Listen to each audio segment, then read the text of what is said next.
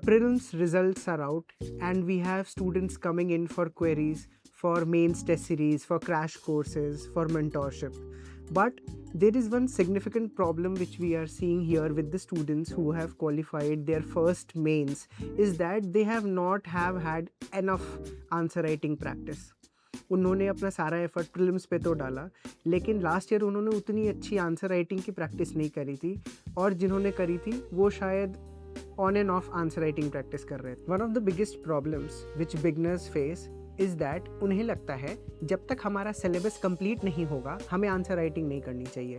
But आपको कभी ऐसा नहीं लगेगा कि your syllabus is fully complete. आज पॉलिटी पढ़ोगे तो लगेगा इकोनॉमी रह गया, करंट अफेयर पढ़ोगे तो लगेगा ज्योग्राफी रह गया, and you will go into this cycle. So better start answer writing now and don't wait for syllabus completion. UPSC में बिगनर्स आंसर राइटिंग स्टार्ट तो कर देते हैं, पर डरते हैं कि मेरा कंटेंट गलत हो गया तो. यूपीएससी में आंसर राइटिंग ना करना ज़्यादा बड़ी गलती है एज कम्पेयर टू गलत लिखना. स्टार्टिंग में सबको लगता है कि मेरे पास अभी कंटेंट कम है, मेरे पास अभी स्ट्रक्चर एंड फ्लो नहीं है, मेरा अभी रिवीजन पूरी तरीके से नहीं हुआ है. लेकिन जब आप आंसर्स लिखते हो तब आपको एक्चुअल इवैल्यूएशन पता चलती है. तब आपको सही से पता चलता है कि मेरे इंट्रोडक्शन में प्रॉब्लम है, मेरे आंसर में फ्लो एंड स्ट्रक्चर है या नहीं, मेरा कंक्लूजन और अच्छा कैसे हो सकता था. इसीलिए सही आंसर लिखने का वेट मत करो, आंसर राइटिंग स्टार्ट करो. आपने आंसर राइटिंग तो स्टार्ट कर दी. अब एक दूसरी प्रॉब्लम जो स्टूडेंट्स फेस करते हैं वो ये है कि they start writing notes in answers. UPSC mains में questions are specifically mentioned: discuss, define, evaluate, critically examine. So these are the keywords जिसके अराउंड हमें आंसर्स लिखना है. But most of the students start writing notes in their answers. So, you will be rewarded for writing and meeting the demand of the question, not replicating your notes. So next time जब हम answers लिखें, we must be very careful कि we meet the demand of the question by writing the center theme which is asked in the question and not replicating the notes. UPSC answer writing में एक और जो सबसे common problem है वो है हम सेम ही पॉइंट्स को, सेम ही इंट्रोडक्शन को, सेम ही बॉडी को, सेम ही कंक्लूजन को बार बार रिपीट करते रहते हैं. हिस्ट्री का क्वेश्चन हो, पॉलिटी का क्वेश्चन हो, ज्योग्राफी का क्वेश्चन हो, we keep writing यूनिडायमेंशनल answers.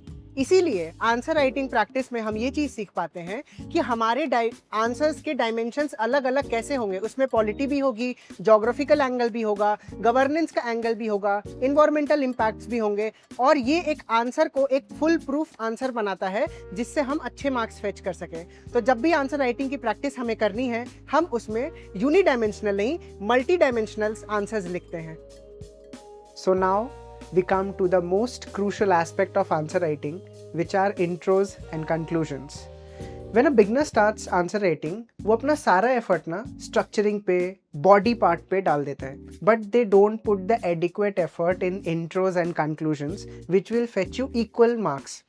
So next time when you sit for answer writing आपका फोकस इक्वली होना चाहिए इंट्रोज एंड कंक्लूजन्स पे भी. And how can you do that? You can do that with constitutional articles, current and relevant examples from newspapers, committee recommendations, and this will give weightage to your intros and conclusions. And for all those things which I mentioned here in this video, we are going to conduct an online workshop with All India Rank 255 Ankit Roshan, who will be conducting a answer writing workshop for beginners where he will teach answer writing from scratch.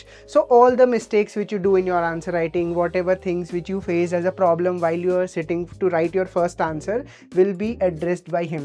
And in this workshop we will also be giving 5 templates of answer writing where he will teach you how to use these templates in your answer writing journey.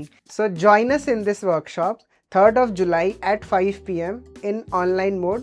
You can register now on the link given below. Thank you.